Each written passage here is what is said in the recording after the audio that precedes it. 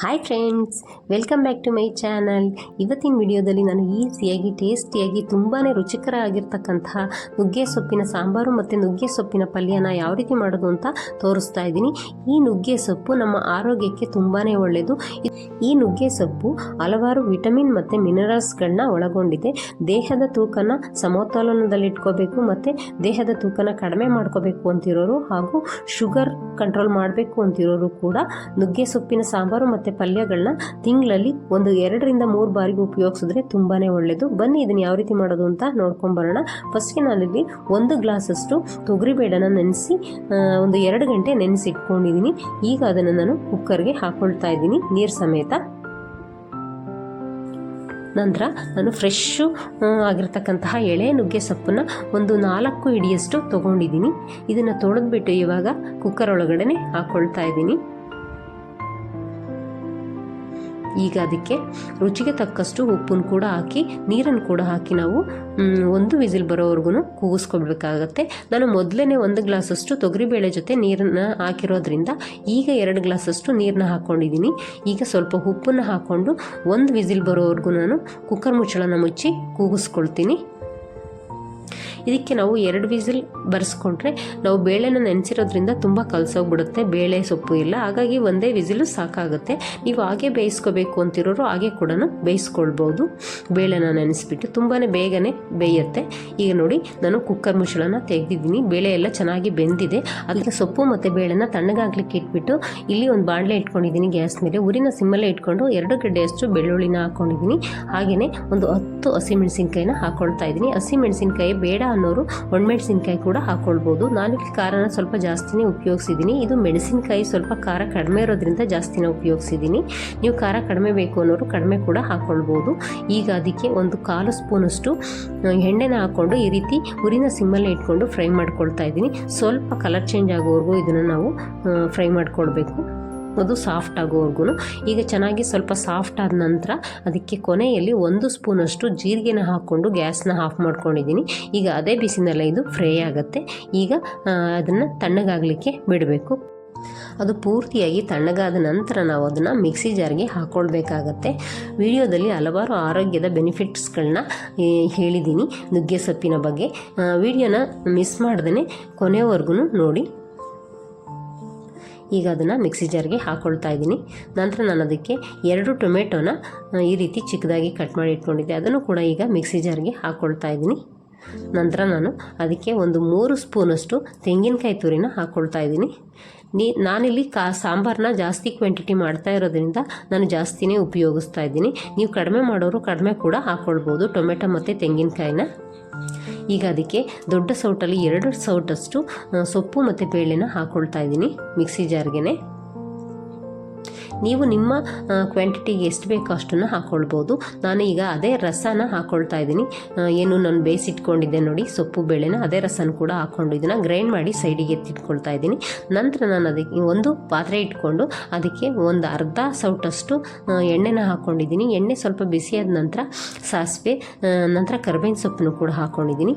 ಈಗ ಇಲ್ಲಿ 1 ಗಡ್ಡೆಯಷ್ಟು ಬೆಳ್ಳುಳ್ಳಿನ ಈ ರೀತಿ ದಪ್ಪದಾಗಿ ಚಚ್ಚಿ ಹಾಕ್ತಾ ಇದ್ದೀನಿ, ಜಜ್ಜಿಬಿಟ್ಟು. ಈಗ ಇದನ್ನು ನಾನು ಈ ರೀತಿ ಫ್ರೈ ಮಾಡ್ಕೊಳ್ಬೇಕು ಎಣ್ಣೆನಲ್ಲೇ. ಈ ರೀತಿ ಕೈ ಆಡಿಸ್ತಾ ಉರಿನ ಸಿಮ್ಮಲ್ಲಿ ಇಟ್ಕೊಂಡು ಫ್ರೈ ಮಾಡ್ಕೋಬೇಕಾಗತ್ತೆ. ಇದು ಸ್ವಲ್ಪ ಕಂದು ಬಣ್ಣ ಬರೋವರೆಗೂ ನಾವು ಫ್ರೈ ಮಾಡ್ಕೋಬೇಕು, ಅಂದರೆ ಗೋಲ್ಡನ್ ಬ್ರೌನ್ ಬರೋವರೆಗೂ. ಆವಾಗ ಸಾಂಬಾರು ತುಂಬಾ ಟೇಸ್ಟಿಯಾಗಿರುತ್ತೆ. ಈಗ ನಾನು ಖಾರನ ಗ್ರೈಂಡ್ ಮಾಡಿ ಇಟ್ಕೊಂಡಿದ್ದೆ ಅಲ್ವಾ, ಅದನ್ನು ಹಾಕ್ಕೊಳ್ತಾ ಇದ್ದೀನಿ ಈ ಒಗ್ಗರಣೆಗೆ. ಈಗ ಅದನ್ನು ಈ ರೀತಿ ಚೆನ್ನಾಗಿ ಮಿಕ್ಸ್ ಮಾಡ್ಕೊಳ್ಬೇಕು ಹಾಕ್ಕೊಂಡು ಖಾರ ಎಲ್ಲ. ನಂತರ ನಾನು ಇದೇ ಮಿಕ್ಸಿ ಜಾರ್ಗೆ ಬೇಳೆ ಮತ್ತು ಸೊಪ್ಪನ್ನ ಬಸ್ಬಿಟ್ಟು ನೀರನ್ನ ಹಾಕ್ಕೊಂಡು ಚೆನ್ನಾಗಿ ಅದನ್ನು ತೊಳೆದ್ಬಿಟ್ಟು ಹಾಕ್ಕೊಳ್ತಾ ಇದ್ದೀನಿ ಸಾಂಬಾರು ಒಳಗಡೆ. ಈಗ ಇದಕ್ಕೆ ನಾವು ಸ್ವಲ್ಪ ಉಪ್ಪನ್ನು ಹಾಕ್ಕೊಂಡು ಕುದಿಲಿಕ್ಕೆ ಬಿಡಬೇಕು. ಈ ರೀತಿ ಚೆನ್ನಾಗಿ ಮಿಕ್ಸ್ ಮಾಡಿಕೊಂಡು ಒಂದು ಸತಿ ಕುದಿಲಿಕ್ಕೆ ಬಿಡಬೇಕಾಗತ್ತೆ. ನೋಡಿ ಈಗ ನಾನು ಸ್ವಲ್ಪ ಉಪ್ಪನ್ನು ಹಾಕ್ತಾಯಿದ್ದೀನಿ. ನಾವು ಮೊದಲೇ ಬೇಳೆಗೆ ಉಪ್ಪನ್ನು ಹಾಕಿರೋದ್ರಿಂದ, ಸೊಪ್ಪು ಬೇಳೆ ಮತ್ತು ರಸದಲ್ಲಿ ಉಪ್ಪಿರೋದ್ರಿಂದ ನಾವಿಲ್ಲಿ ಸ್ವಲ್ಪ ಉಪ್ಪನ್ನು ಉಪಯೋಗಿಸ್ತಾ ಇದ್ದೀವಿ. ನೀವು ನೋಡಿಕೊಂಡು ಉಪ್ಪನ್ನು ಹಾಕ್ಕೊಳ್ಬೇಕಾಗತ್ತೆ. ಈಗ ಸಾಂಬಾರು ಕುದಿಯೋ ಅಷ್ಟರಲ್ಲಿ ನಾನು ಈ ಕಡೆ ಪಲ್ಯಕ್ಕೆ ರೆಡಿ ಮಾಡ್ತಾಯಿದ್ದೀನಿ. ಈಗ ನಾನು ಒಂದು ಬಾಣಲೆ ಇಟ್ಕೊಂಡು ಊರಿನ ಸಿಮ್ಮಲ್ಲೇ ಇಟ್ಕೊಂಡು ಅದಕ್ಕೆ 1 ಸ್ಪೂನಷ್ಟು ಎಣ್ಣೆನ ಹಾಕ್ಕೊಂಡಿದ್ದೀನಿ. ಎಣ್ಣೆ ಬಿಸಿಯಾದ ನಂತರ ಸಾಸಿವೆ, ಅದಕ್ಕೆ ಒಂದು 2-3 ಗೆಡ್ಡೆಯಷ್ಟು ಬೆಳ್ಳುಳ್ಳಿನ ಹಾಕ್ಕೊಳ್ತಾ ಇದ್ದೀನಿ. ಬೆಳ್ಳುಳ್ಳಿ ಬೇಡ ಅನ್ನೋರು ಈರುಳ್ಳಿ ಕೂಡ ಹಾಕ್ಕೊಳ್ಬೋದು. ಈಗ ಅದಕ್ಕೆ ಸ್ವಲ್ಪ ಕರಿಬೇವಿನ ಸೊಪ್ಪನ್ನು ಕೂಡ ಹಾಕ್ಕೊಳ್ತಾ ಇದ್ದೀನಿ. ಈಗ ಇದನ್ನು ನಾನು ಕೈ ಆಡಿಸ್ಕೊಂಡು ಊರಿನ ಸಿಮ್ಮಲ್ಲೇ ಇಟ್ಕೊಂಡು ಫ್ರೈ ಮಾಡ್ಕೊಳ್ತೀನಿ. ಇದು ಸ್ವಲ್ಪ ಕಂದು ಬಣ್ಣ ಬರೋವರೆಗೂ ನಾವು ಚೆನ್ನಾಗಿ ಫ್ರೈ ಮಾಡ್ಕೋಬೇಕು ಈ ರೀತಿ.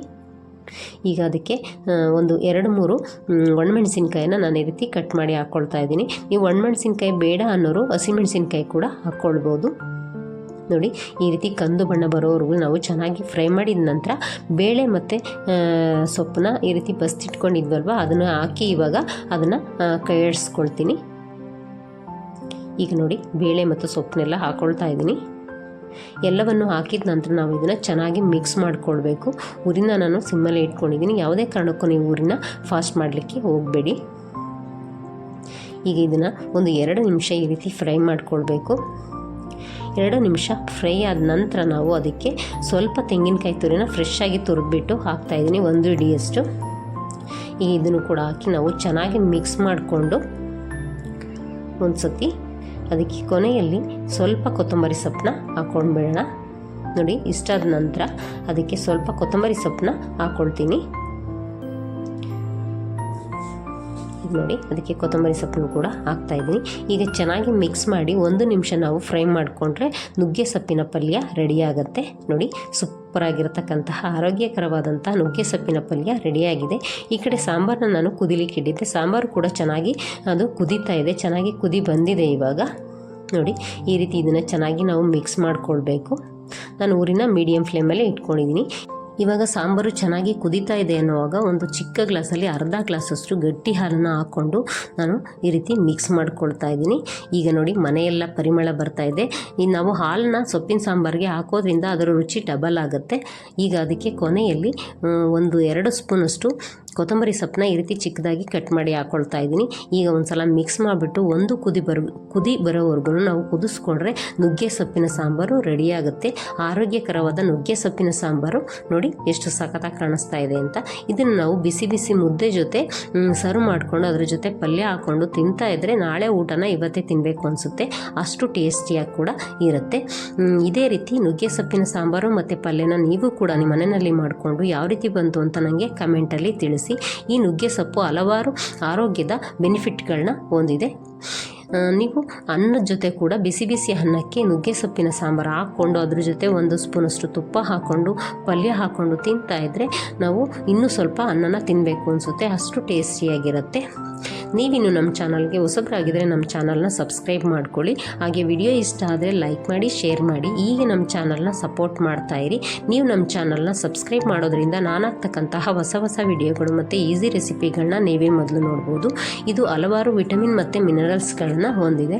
ಇದು vitamin A, vitamin C, vitamin B1, vitamin B2, vitamin B3 ಮತ್ತು ವಿಟಮಿನ್ B6ಗಳನ್ನು ಹೊಂದಿದೆ. ಇದು ಹಲವಾರು ಮಿನರಲ್ಸ್ಗಳಾದ ಮೆಗ್ನೀಷಿಯಂ, ಕ್ಯಾಲ್ಶಿಯಂ, ಐರನ್, ಫಾಸ್ಫರಸ್ ಹಾಗೂ ಜಿಂಕ್ಗಳನ್ನು ಕೂಡ ಹೊಂದಿದೆ. ನೋಡಿ ಎಷ್ಟು ಸಖತ್ತಾಗಿ ಬಂದಿದೆ ಅಂತ ನುಗ್ಗೆ ಸೊಪ್ಪಿನ ಸಾಂಬಾರು ಮತ್ತು ಪಲ್ಯ.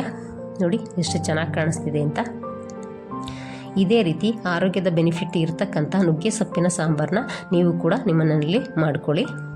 Thank you for watching. Bye friends.